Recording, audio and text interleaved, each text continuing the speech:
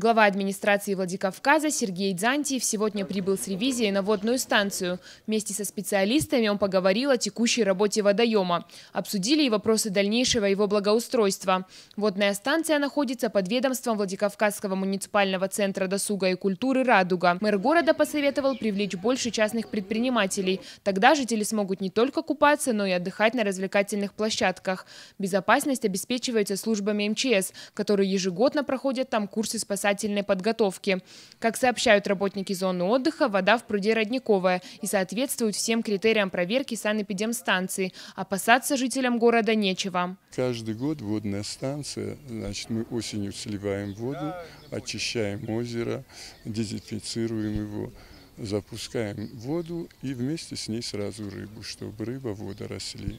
Белый амур, она как хищник кушает водоросли, чтобы водоросли не росли. Вот. Потом что? Облагораживаем берега, вот детский парк. Каждый год меняем песок.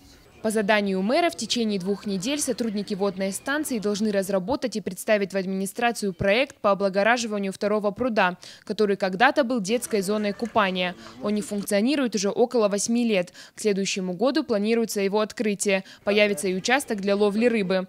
Также обсудили перспективы скорейшего ввода в эксплуатацию водной станции, расположенной в районе Китайской площади. По плану она должна открыться в июле этого года. Осталось доделать небольшие организационные моменты. Там будут работать аттракционы, лодочная станция и большой детский бассейн. Ирина Дзабаева, Евгений Маркин, Осетия ТВ.